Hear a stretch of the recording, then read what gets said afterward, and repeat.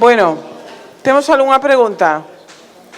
Eu teño unha hipótese aquí para plantear, porque... non, temos unha pregunta. Espera que imos a... Bueno, antes para que que me fixei antes nas fotos que puxeches que houve unha especie que non fostedes capaces de recoñecer. Poñedes coñecida. Iso que significa? Non sei se o vin mal eu, coas miña vista... Cando sacaches todos os ácidos, había abaixo aí unha... Sí, xa sei. Ahora xa está. Entrou na... Porque eses nomes que eu poñía, ti refíreste aquí a esta figura. Sí, os nomes que eu teño aí e os que naquel momento, é que eu xa son moi bella, isto data do 2019 de cando facía a tese. É verdade, 2009.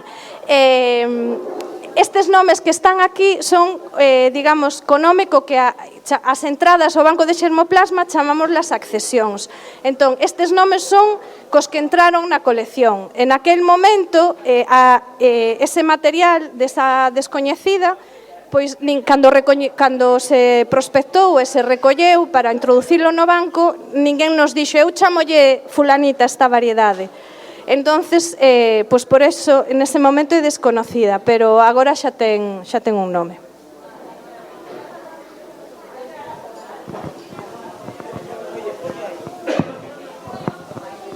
Non sei, toma.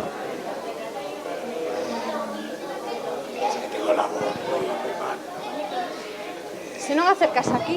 Hola. Introduces Cangas de Narcea.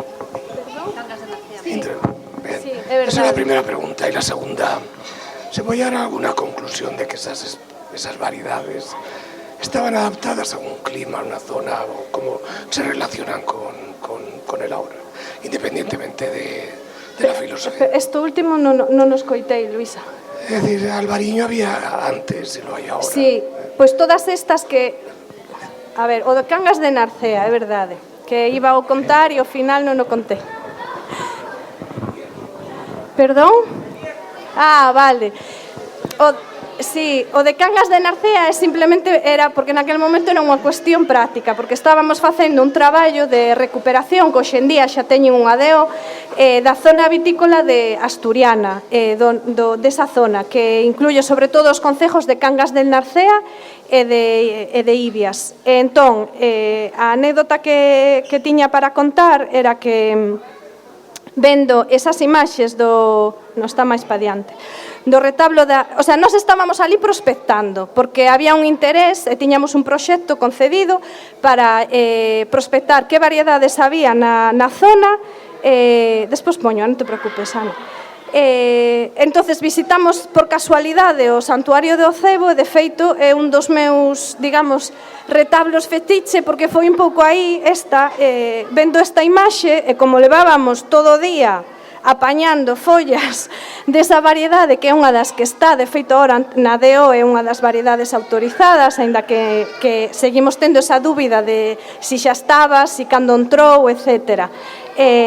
Por iso o de Cangas de Narcea, simplemente porque estábamos aí facendo un proxecto e aproveitamos e visitamos igrexas en Cangas e en Ibias. Efectivamente, logo había unha idea de seguir con este proxecto seguindo o Camiño de Santiago, un pouco visitando igrexas, pero ao final, como pasa ás veces na ciencia, non atopamos financiación e queda aí pendente no caixón de ideas para facer. A seguinte pregunta era se as variedades estaban adaptadas. Se estaban adaptadas... Claro, o que nos parece indicar este estudo é que se xa os artesáns no século XVII as estaban incluindo nos retablos era porque estaba moi instalada nesa zona. Entonces seguramente pois era de cultivo tradicional, estaba adaptada á viticultura desa rexión, desa zona.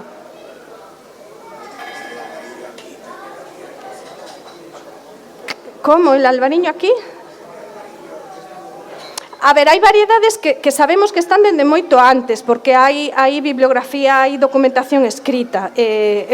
Parte da tesis tamén era eso, un pouco intentar datar dende cando.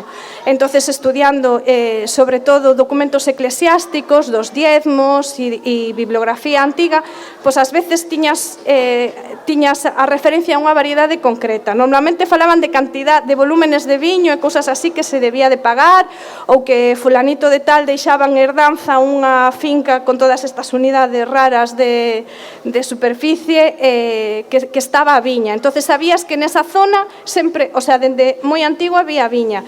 O máis difícil era atopar referencias específicas a variedades concretas. Por iso isto é un pouco, si tivemos a sorte de que esas que conseguimos identificar, polo menos sabemos que dende esa época estaban aí.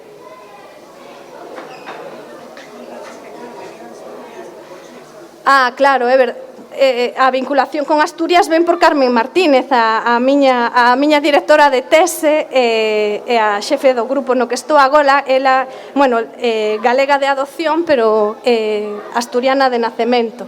Entón, por iso estábamos... De feito, a excursión esa ao Acebo foi, digamos, como levamos todo o día traballando, vamos a facer algo así máis distendido pola tarde, levounos a ver follas de vide no retablo. Por iso digo que temos de formación profesional, está claro.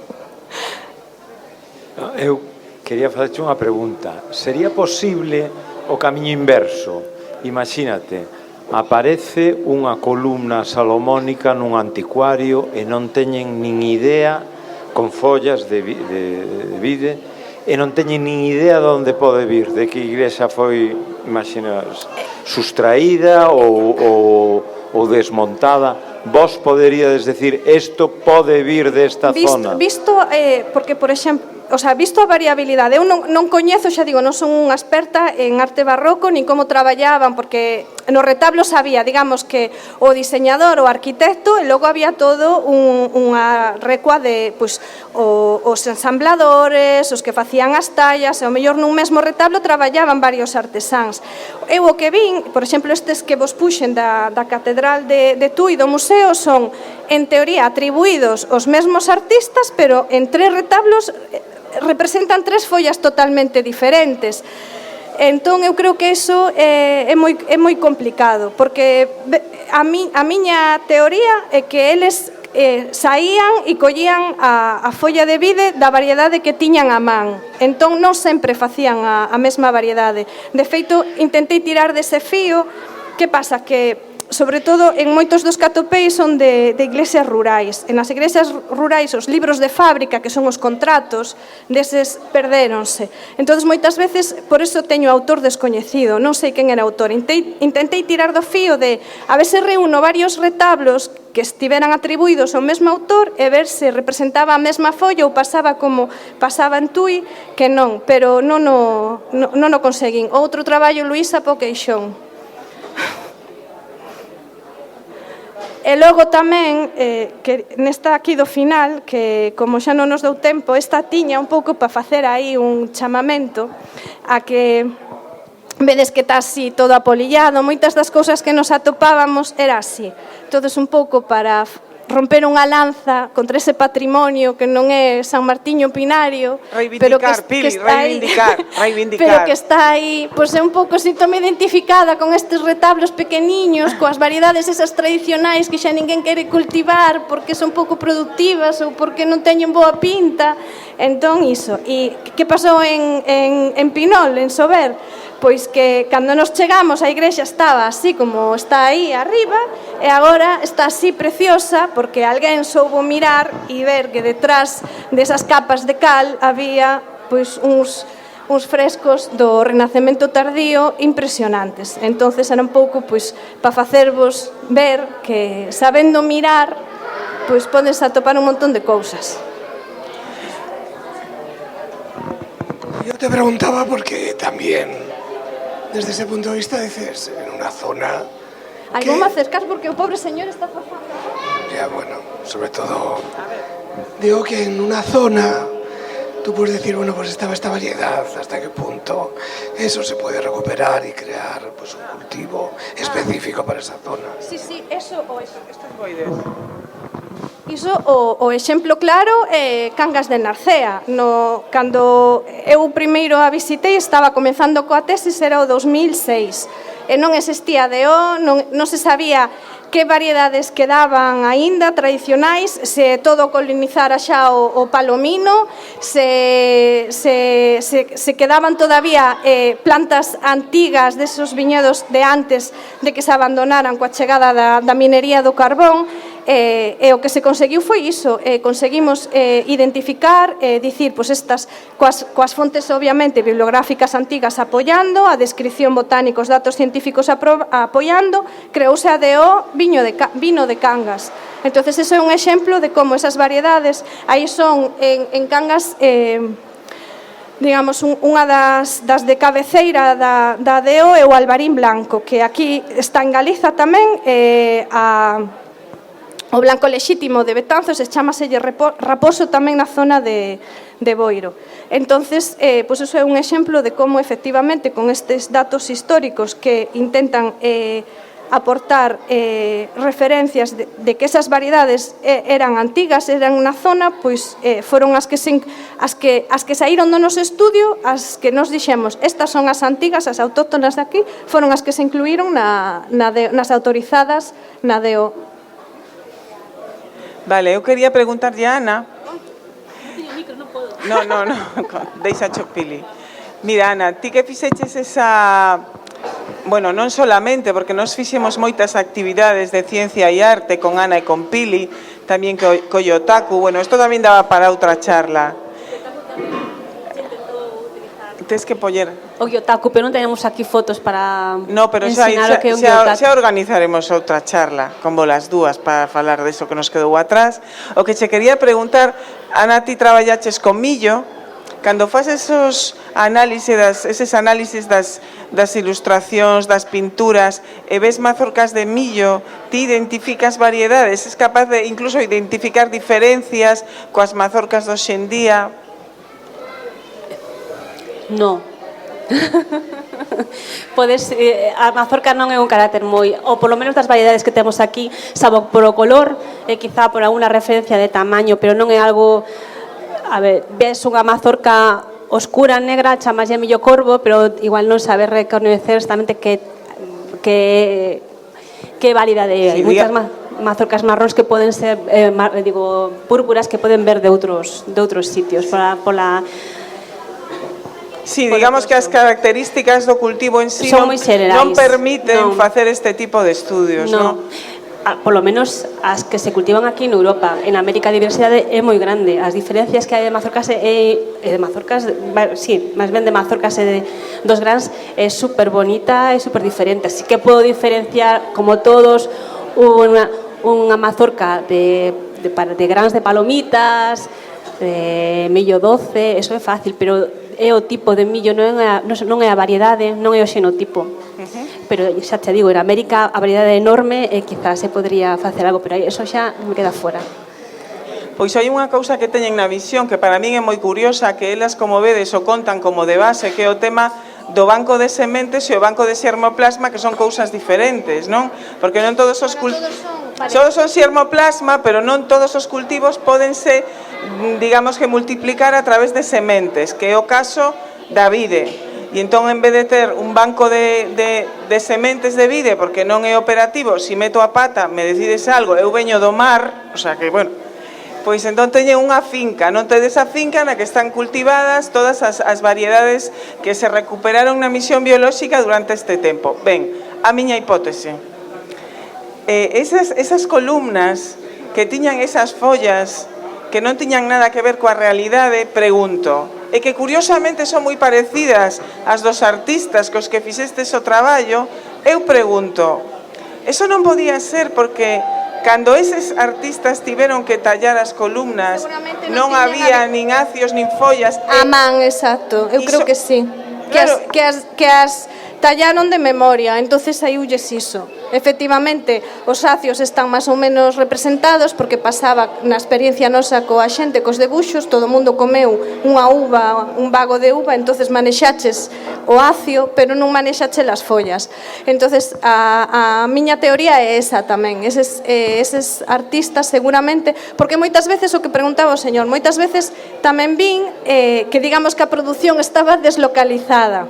Entonces, encargábanlle o artesán facer un retablo para Tomiño, pero el facíao pois, dende o seu taller de onde fora. Normalmente, claro, as grandes escolas do barroco pois, estaban en Santiago, pero podía ser que el non tivera a man unha folla de vide. Entonces, a miña teoría é esa, que as facían ou copiando a outros, un pouco como teléfonos cacharrado, como que comentou Ana do elefante, ou simplemente as debuxaba de cabeza. Entonces, obviamente, salía algo que sí, que a xente identificaba como unha vide, pero non tiña rigor botánico.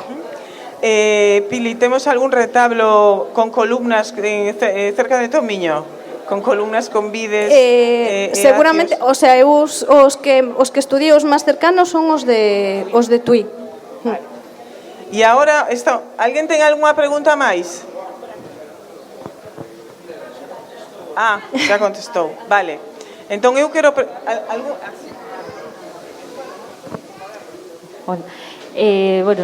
Non sei se empezar pola hipótese ou pola...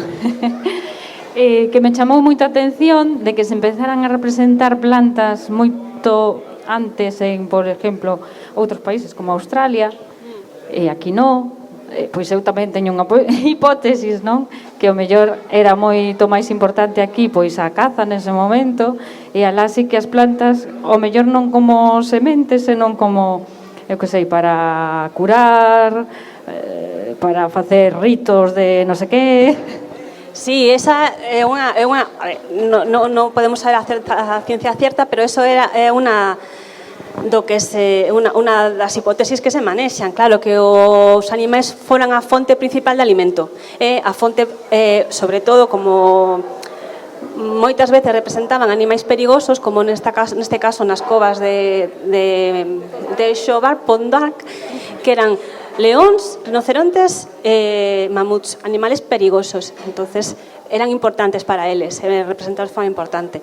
Pero as plantas tamén son tremendamente fundamentais para a supervivencia, ou eran tamén en Europa, pero sí, claro, esa pode ser non a única razón, pero seguramente. Sí, despois tamén se aplicamos, eu que sei, como na conservación, por exemplo, de ecosistemas, sempre tes que levar unha especie bandeira na que sensibilices a xente, porque eu que sei, sí. Non sei que rabilonga non lle importa a nadie, pero se é un oso panda, sí. Pues, sí.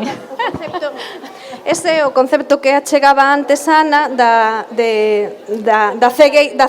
plant blindness, da cegueira vexetal, que o exemplo que poñemos sempre un pouco para así, cando traballamos máis con rapazada, é que poñemos unha imaxe pois, dunha, digamos, selva tropical super frondosa con un montón de plantas, e aí agochado está o leopardo. E o primeiro que vemos os seres humanos é o leopardo, pero é que é normal, a planta non nos vai comer.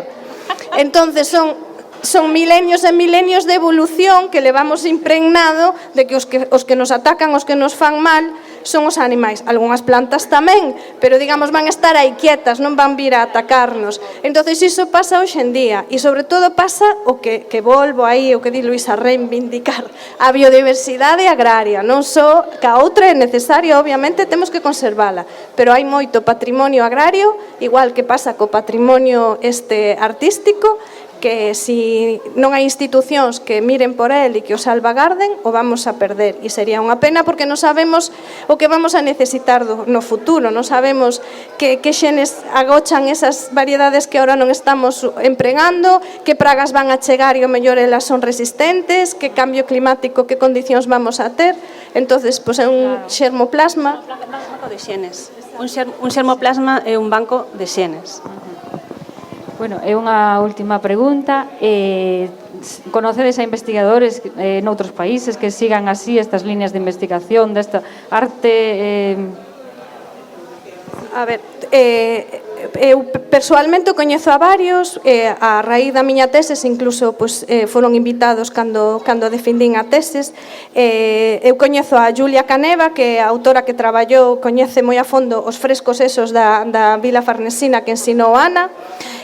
O doutor Yannick, que traballa con con Caravaggio en realidade dos que eu falo é todo xente que son ou investigadores en agraria ou en xenómica vegetal, pero que empregan un pouco como fixen eu a arte. O que non coñece é o revés, alguén do mundo da arte que fixera o salto a outro lado, pero colaboración sí.